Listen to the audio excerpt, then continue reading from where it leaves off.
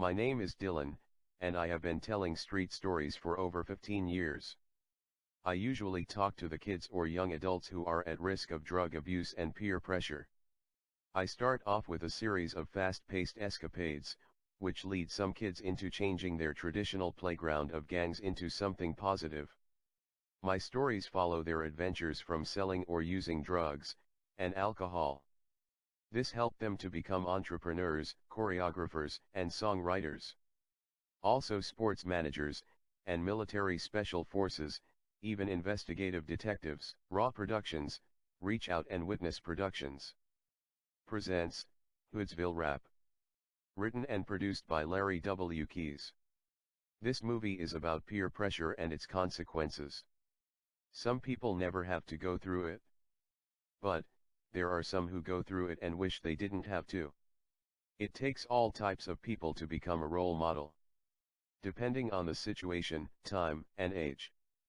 The setting, plot, and characters of this movie have been chosen by circumstances of living in a drug-infested city.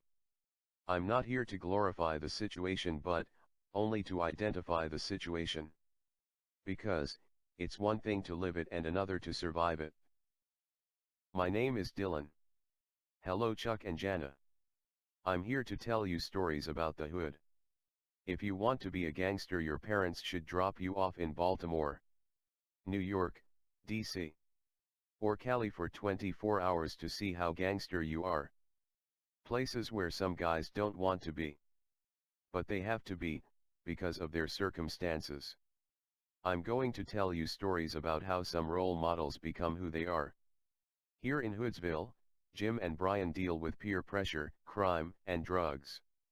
There are so many lost souls in their world that they not knowing was searching for their soul. At age 16, drugs, fear, and pain was important. It was a hell of a game they played and it was for real. They had to earn their respect early in life from others. They didn't just wake up, buy a pistol, and decide they was going to sell pills, cocaine, or dope.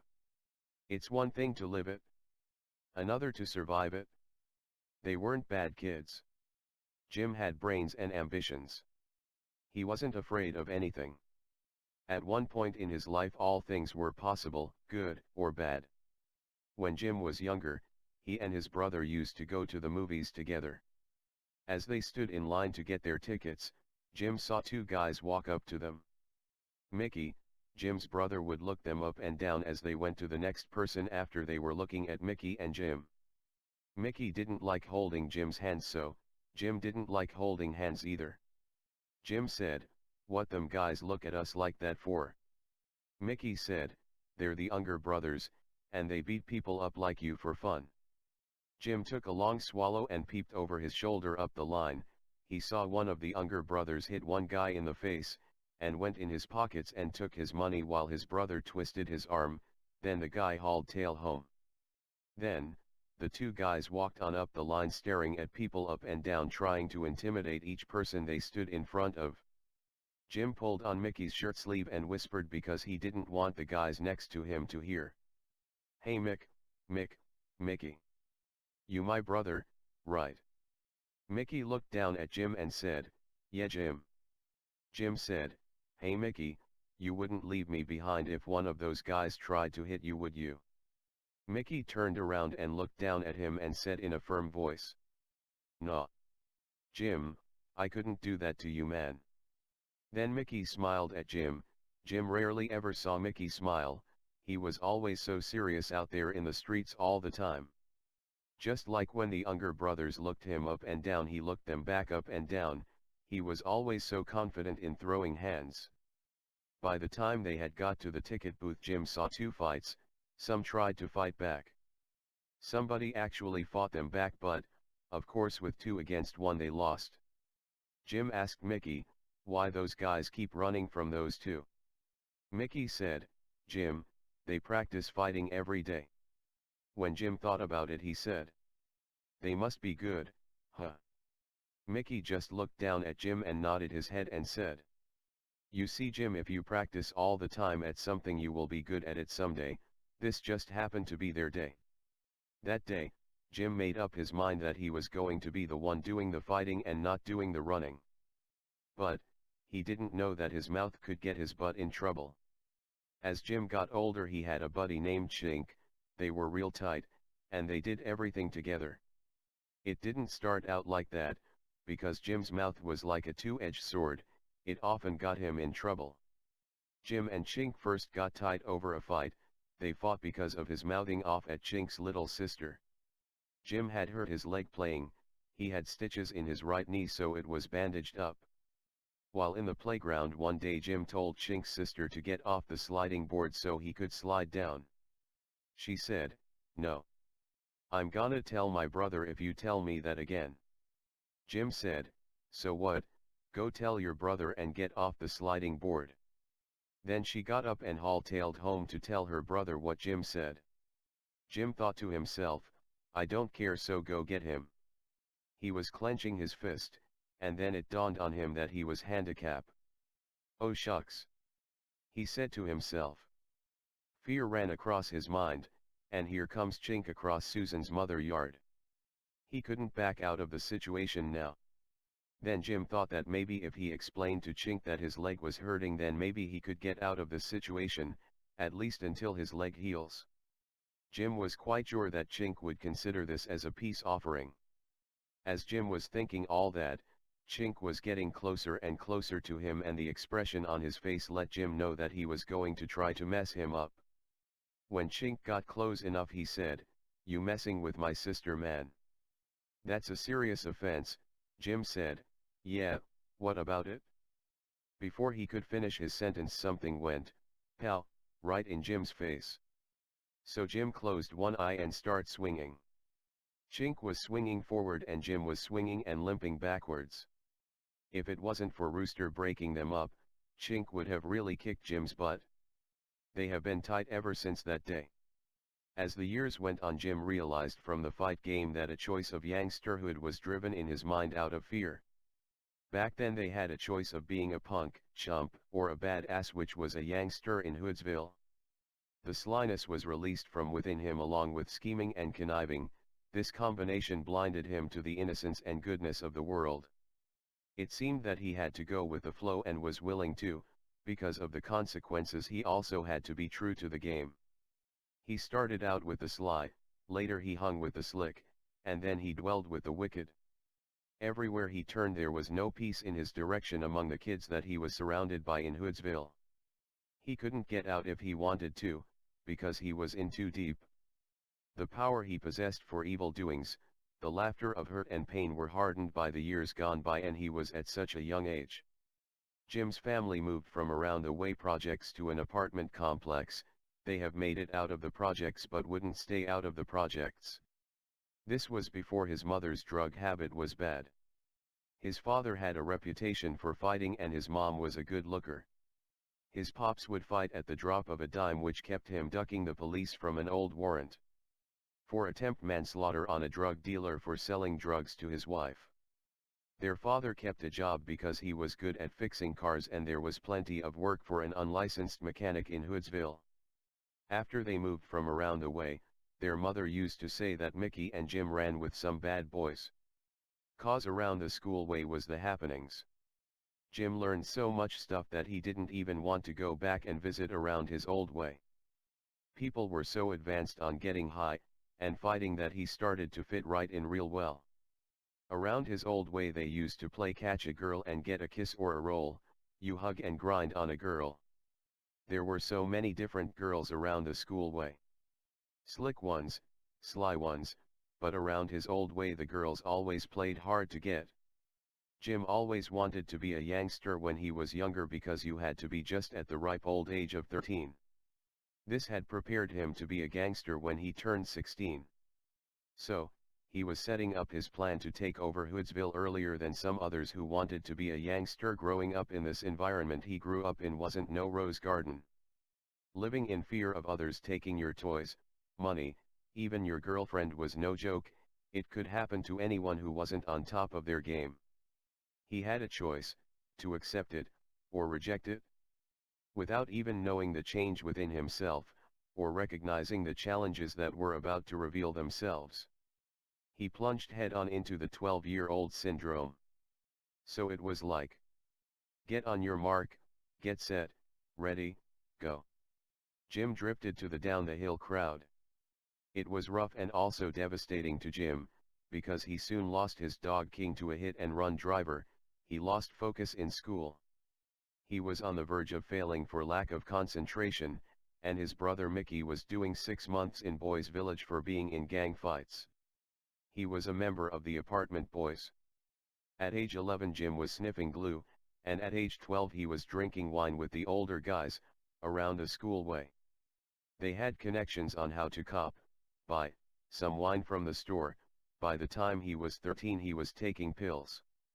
The pill high that he was trying to stay away from finally caught up with him through the power of peer pressure once again. He couldn't talk to his friends, they were all high and nodding. He thought he was too smart to fall into that trap. But, at a dance one night he felt like a fly trapped in a spider web.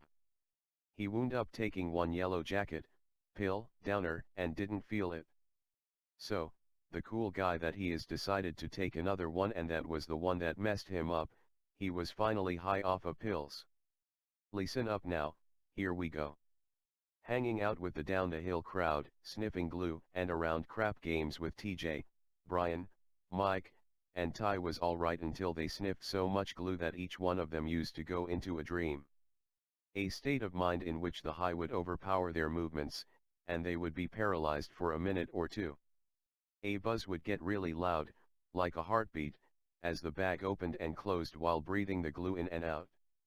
It would sound like an echo, and the people faces around them would look mighty funny.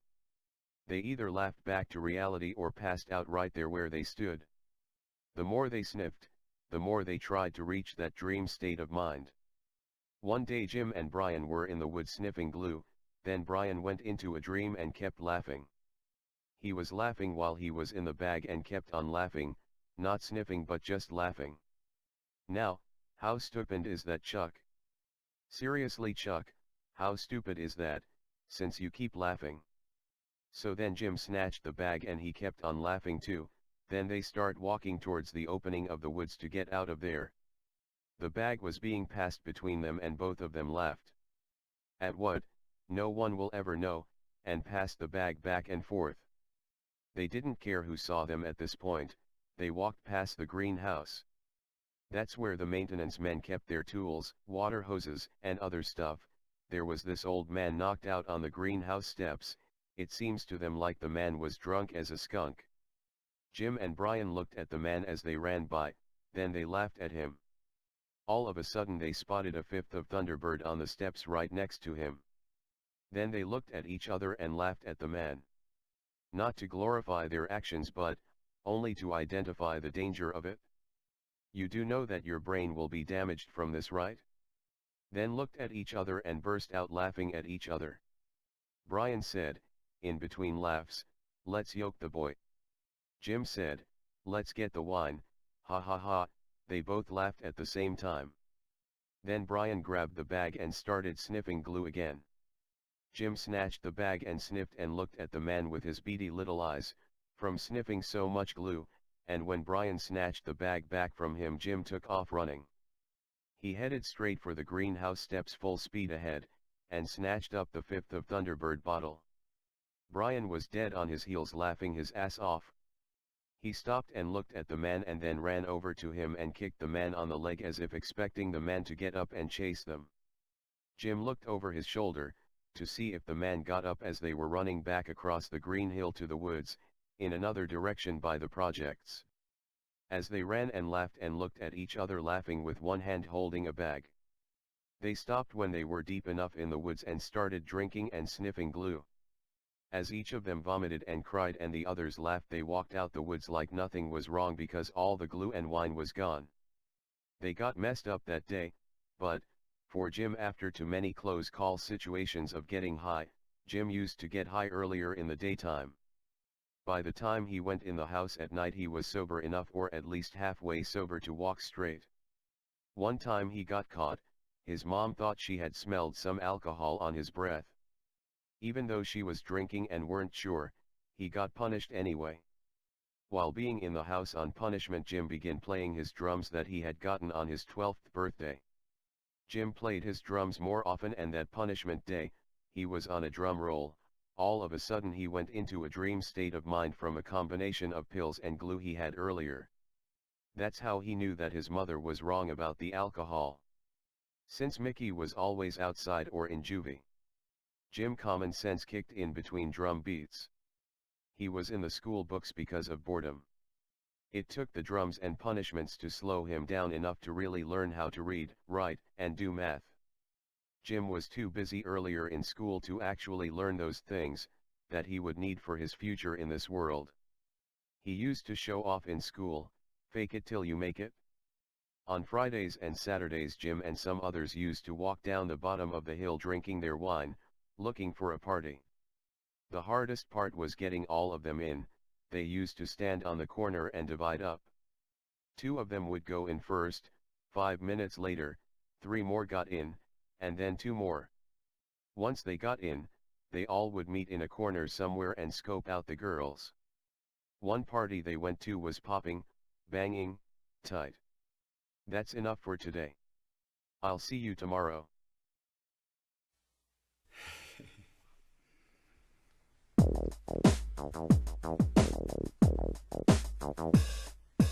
Brothers and sisters, remember the old man Blisters. He worked hard all day, he worked hard all night.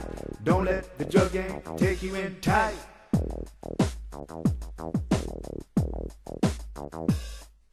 Lift up your head, hold it up high, high. We need your love in order to survive. Cause on my block kids are selling dope, 11, 12, and 13. Some say their manhood will never be seen. Try to talk to them, you look like you're crazy. Some to get through to, and some are just lazy. They leave their young girlfriend for habits of babies. To be behind bars is just plain crazy. Doing drugs in the street and not enough to eat. They lie and steal, it's no big deal. Brothers and sisters, remember the old man Blisters. He worked hard all day, he worked hard all night. Don't let the drug game take you in tight.